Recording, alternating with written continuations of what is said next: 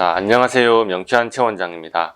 최근 들어서 자가 면역질환 환자분들의 문의가 많은데요. 저희가 블로그에 올려둔 자가 면역질환의 케이스, 치료 후기를 보고 문의를 주신 것이 아닌가 싶습니다. 그분들은 명쾌한 알러지 치료를 통해서 루푸스, 궤양성 대장염, 자가 면역성 간질환 등의 치료가 굉장히 잘 되셨던 분들의 사례입니다. 명쾌한 최원장이 자가 면역질환을 어떻게 치료하는지 이야기를 시작하기 전에 지금 현대의학에서 자가 면역질환을 진단하고 치료하는 시스템부터 먼저 말씀드리고 싶습니다. 대부분의 자가 면역질환 환자분들이 처음부터 자가 면역질환을 진단받을 수 있는 것이 아닙니다. 불편한 증상들이 서서히 몸에서 생기기 시작할 때 여러 과를 전전하게 됩니다. 예를 들어 루푸스의 경우만 해도 얼굴에 염증이 생기는 분들은 피부과를 먼저 가게 되고요. 관절 통증이 먼저 나타나는 분들은 통증의학과나 정형외과를 먼저 가게 되겠죠. 만약에 건강검진상으로 혈액이나 소변 수치상 안 좋은 변화가 있었다면 내과로, 생리가 갑자기 끊어지거나 하는 변화를 겪게 되면 산부인과로 가게 됩니다.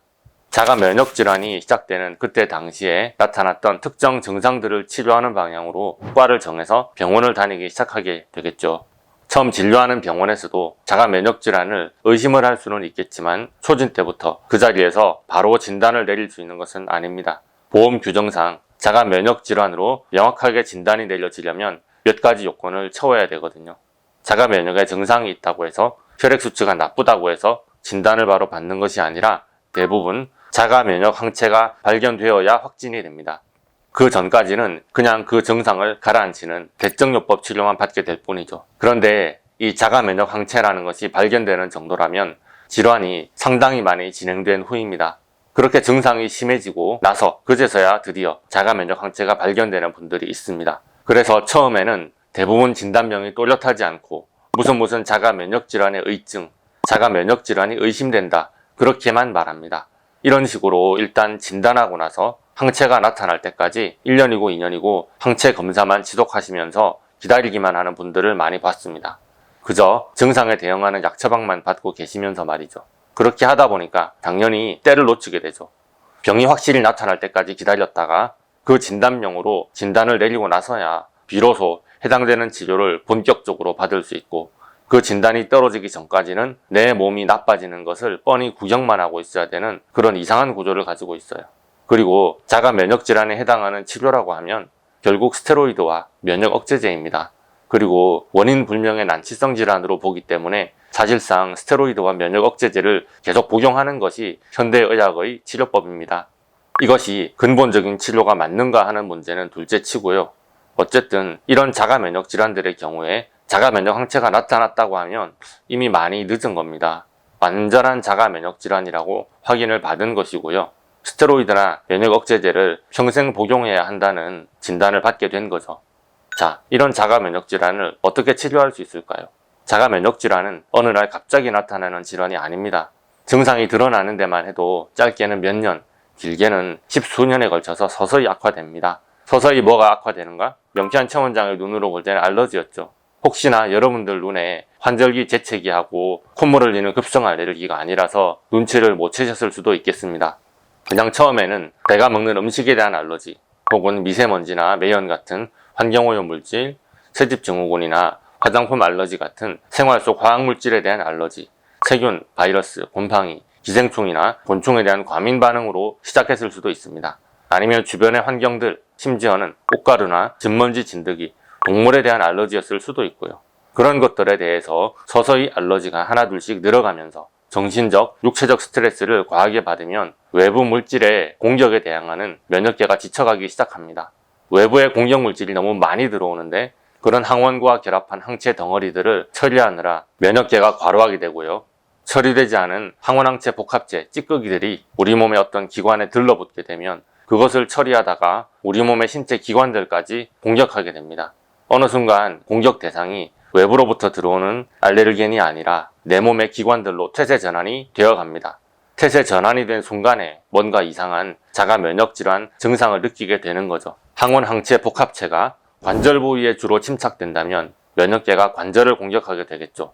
그런 경우에 강직성 척추염이나 류머티스 관절염 쪽으로 악화됩니다. 만약에 항원항체 복합체가 오장 육부에 침착되는 경우 입안이나 생식기 점막에 침착이 되면 점막이 망가지는 베체트병, 심장과 신장, 피부와 여러 중요한 다른 기관들을 동시에 침범하는 경우에 루푸스 진단을 받게 됩니다. 쇼그렌 증후군은 우리 몸의 침샘, 눈물샘, 소화액의 분비샘 등 샘조직이 면역계의 공격으로 망가지는 질환입니다. 자기 면역계가 췌장을 공격해서 망가뜨리는 것은 자가 면역성 당뇨라고 합니다. 갑상선을 공격하면 자가 면역성 갑상선 질환, 간세포를 공격하게 되면 자가 면역성 간염이라고 합니다. 소화기에 나타나는 자가 면역 질환으로 궤양성 대장염과 크론병이 있는데 이 두 질환은 특이하게 자가 면역 질환의 증상은 보이지만 아직은 자가 면역 항체가 정확하게 알려진 것은 없습니다. 지금 자가 면역 질환의 캐릭터를 보시면 아시겠지만 자가 면역, 자기 몸을 공격한다는 현상은 공통적이에요. 다만 자기 면역계가 인체의 어느 부분을 공격하나 그리고 그 부분을 공격하는 자가 면역 항체의 종류를 따라서 질병명이 정해지는 것입니다. 제가 이 말을 하는 핵심이 뭘까요?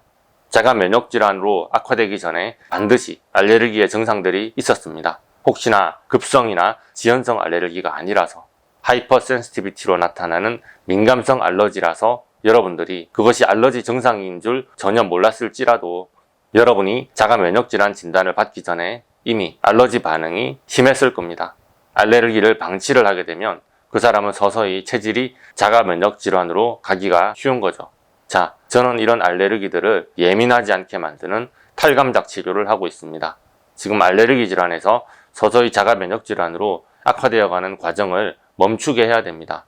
보통 이런 음식은 안 좋으니까 먹지 말라고 하는 것이 알레르기 질환의 유일한 해법이라고 합니다.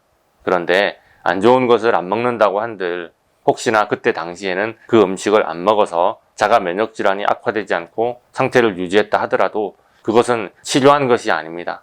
평생 안 먹을 수는 없고요. 게다가 음식 말고 생활 속에서 피할 수 없는 알러겐들이 너무 많습니다.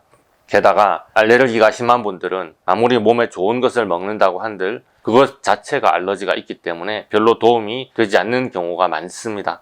복합적인 처방이나 약물들은 위험할 수 있습니다. 항히스타민, 하이드로클로로킨 같은 말라리아 약, 구충제, 면역 억제제 등을 이용한 치료는 결국 점점 더 면역력을 떨어뜨리게 되고 부작용이 생깁니다. 저희가 명쾌한 블로그에 써놓은 치료 후기들은 굉장히 좋은 케이스에 해당이 됩니다. 그렇지만 그렇게 좋은 케이스를 저는 드물지 않게 보게 됩니다. 자, 그러면 명쾌한 체원장은 어떻게 치료를 하는 걸까요? 무조건 다 나을 수 있다고 말하고 싶지만 절대 그렇지는 않습니다. 저는 어떤 분들이 오시든 간에 자가 면역 질환에 대한 제가 해드릴 수 있는 최선의 치료를 할 겁니다. 알레르기 원인 물질에 대해서 과민하지 않게 만드는 탈감작 치료죠. 과민 반응을 유발하는 항목에 대해서 특히나 자기 몸, 기관, 세포, 호르몬, 신경 전달 물질 등에 대한 알러지 반응, 그 자체에 대한 치료만을 할 겁니다. 그런데 문제가 있어요. 자가 면역 질환으로 악화되는 중인데 의증으로 진단을 받고 계속 혈액 검사를 받고 있는 경우에 그리고 자가 면역 질환이라는 말을 들은 지 얼마 안 되는 경우에 빨리 알러지 치료를 시작하셔야 됩니다. 병원에서 계속 검사하자고 스케줄을 잡아주겠지만 그것은 하루하루 시간을 보내면서 본인이 자가 면역 질환으로 확진되기를 기다리고 있는 것에 불과합니다. 그동안 몸 관리를 잘 하셨습니다. 상태가 괜찮은 편이라고 합시다. 그렇다면 병원에서는 그다지 해줄 것이 없습니다. 자가 면역 질환 황체가 발견될 정도로 악화되고 나서야 스테로이드나 면역 억제제를 본격적으로 처방받게 되는데요. 그것은 그냥 몸을 공격하는 면역 반응을 억제하는 방향입니다. 자기 몸을 공격하는 경향성이 없어진 것은 아닙니다. 나빠질 때까지 기다리는 것 말고 할 것이 없는 것이죠. 이런 많은 분들에게 제가 해드릴 수 있는 것은 뭘까요? 제가 생각하는 제일 좋은 치료는 모든 알레르기를 다 탈감작해서 과민 반응을 없애주는 겁니다. 나머지는 그 다음이죠. 알레르기를 치료하면 내 몸에 대한 면역계의 공격 반응이 멈추고 망가졌던 세포 조직이 재생되는 본연의 과정들이 다시 잘 진행되게 될 겁니다.